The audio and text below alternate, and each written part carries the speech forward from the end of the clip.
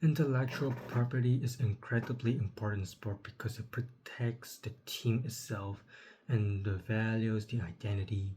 Other than human resources is the most valuable assets for the team. First, it protects the logo and the team brand, such as Yankees.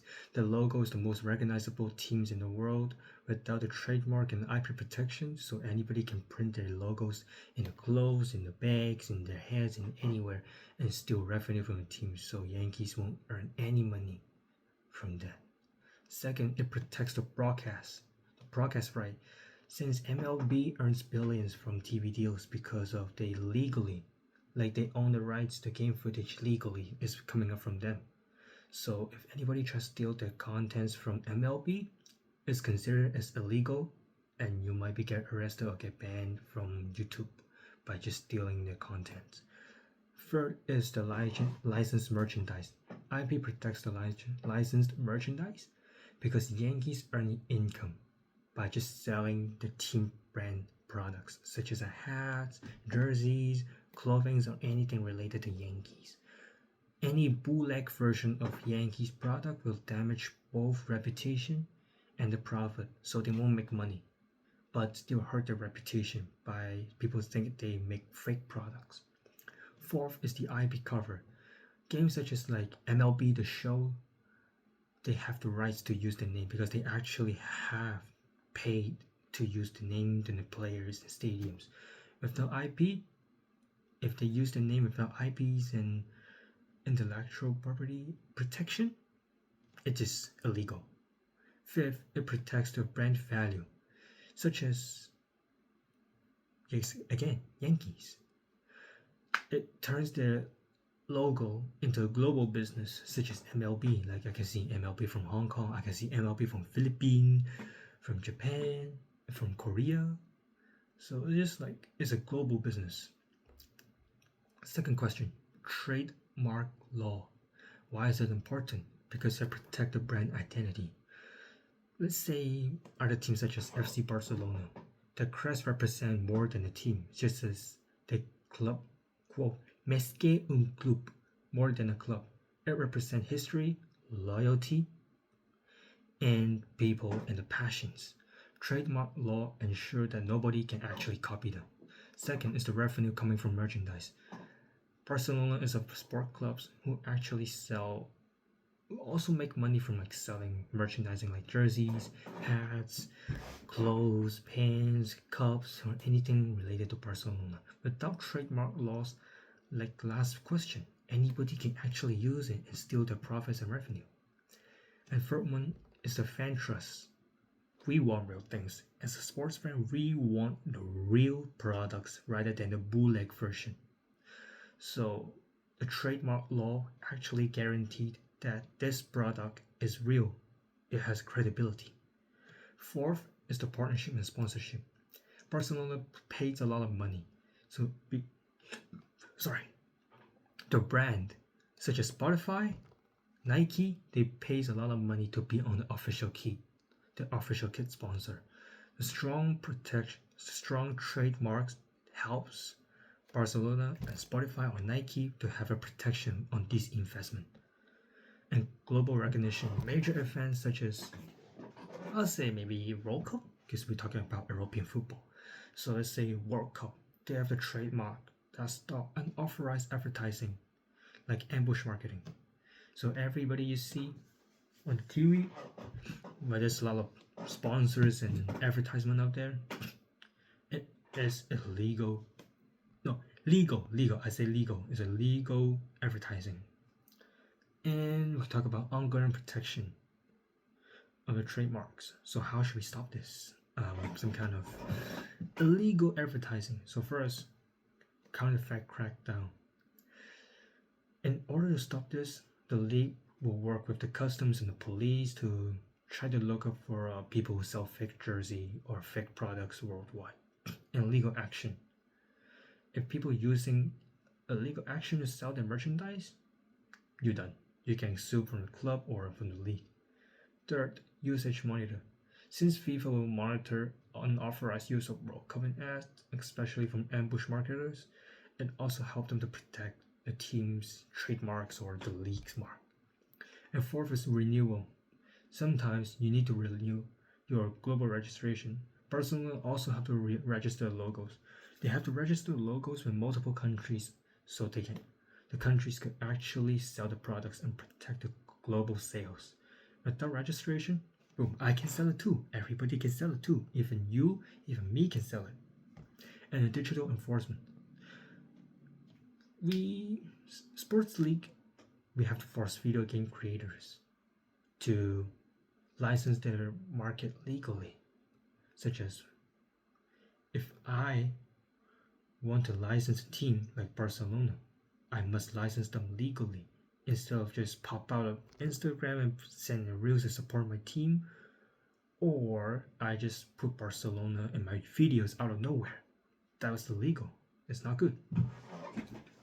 And delusional, question 3. The delusional protects the trademarks from being weakened or tarnished, even though there's no direct confusion.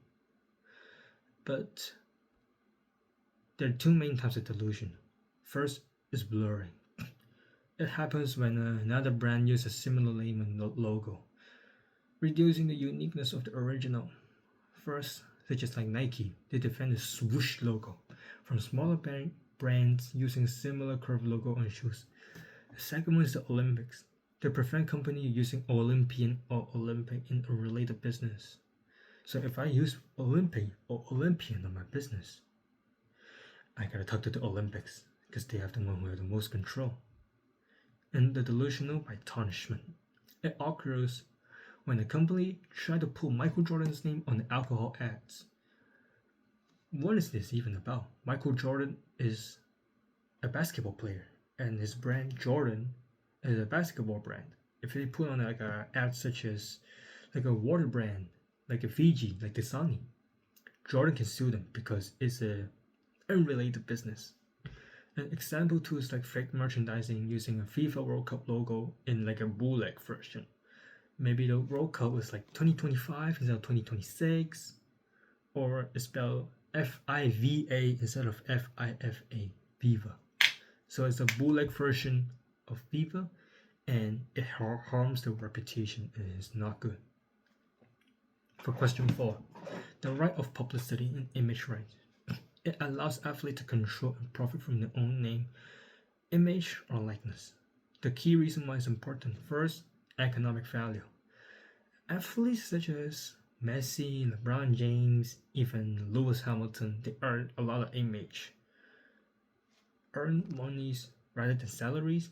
They can just earn money from image deals. Like if they show up themselves, they can make hundreds, even millions and billions. And prevent unauthorized use. That's the second one.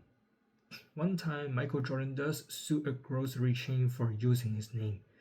And I think I have talked about that in 4P86 or 4P25. I'm not sure what is the class, but we did talk about Michael Jordan. This groceries company used his name illegally without permission. So Michael Jordan sued the grocery chain. Third is encourage creativity and performance. Athletes work to build personal brand because they control profit, such as Ja Morant purchased his own shoes. No, Ja Morant made his own shoes brand. So it's SGA, and even Kobe Bryant have a brand called Boy Ama, and it makes a lot of money. Even Cristiano Ronaldo has his own perfume named CR7. And protection protects legacy and brand control. Let's talk about Kobe Bryant. Although he passed away, but before that he controlled how his image was used, even retirement, in order to protect his legacy, his family and foundation. And last is like the NIL rights in college sport. NCAA athletes, they does make money from jerseys and video games, since like NCAA athletes do show up in video games such as NBA, in NHL, and they make money from that. But as NCAA athletes, they can using their likeness, a big step in fairness. And in question 5, patent in sport. There's 4 exclusive rights. You can make, use, and sell the inventions, and license to the others. But why patience matter? First is about innovation and advantage. Company like Under Armour patience moisture wicking fabric to stay ahead. It helps them gain an advantage while they compete with other companies like Nike and Adidas. Under Armour have their own unique brand products and advantage. It keeps them like still competing in the market. Second is the big revenue. Excuse me. Brands such as, let's say, Mizuno, they will have their own technology for making their knee brace and knee pads for using in volleyball. Third is about protecting investment. R&D in New Golf Club, formerly known as Callaway Golf, is protected by the patients. And fourth, competitive edge. Remember, Nike does have like a tech force or like a new brand innovation in their athlete shoes. It helps them to drive forward and make innovations. So that's what I say. It helps them from improve their performance and technology sharing. For question 6, celebrity endorsement. How endorsement does help marketing? Celebrity endorsement are powerful because fans trust athletes. When a famous athlete supports a product, the fans follow them. So let's say I want to be Cristiano Ronaldo, so I'll buy his shoes, I'll buy his jersey. It makes me Cristiano Ronaldo. Brand credibility, such as Roger Federer, the very famous tennis player with the Rolex signature luxury. I want to be like him, so I'm just gonna buy his watch. And fan connection, since there's people who is advertising for the brand, there's endorsement create for emotional marketing. I want to buy this because the athlete wore this before and I want to be like him. It creates impact on the public. It creates trends. It inspires the youth who follow pros like Messi, Ronaldo, even Virat Kohli, and a lot of famous athletes around the world. And it builds trust because fans believe athletes only promote for quality instead of quantity. And its right to publicity protection, ensure athletes get paid, prevent companies from using their face without consent, such as Tiger Woods does sue to stop an unauthorized video game using his image. Question 7. Marketing and IP, the importance itself is, like we started about in question 1, IP makes products exclusive and protects the stadium name and event from unauthorized branding, such as the Spotify Stadium, Camp Nou, or name Spotify Camp Nou from FC Barcelona Stadium. That helps them to protect the brand name and the product's issue, because if you're selling fake merchandise, now you're getting sued. And teams like Liverpool does fight for a counterfeit jersey online. And the place issue, stadium naming rights such as Emirates Stadium, Crypto.com Arena does have the rights to name the stadium. Without unauthorized use of unauthorized use of event branding such as Super Bowl and ads without permission, you're getting sued for sure. And question 8, placements. There are 3 types of product placement: fee paid, in-kind arrangement, and promotion tied in. For the first one, such as Coca-Cola cups on American Idol judge table. The second one is the Gatorade provides drink to NFL team in return for sideline visibility. The third one, McDonald's.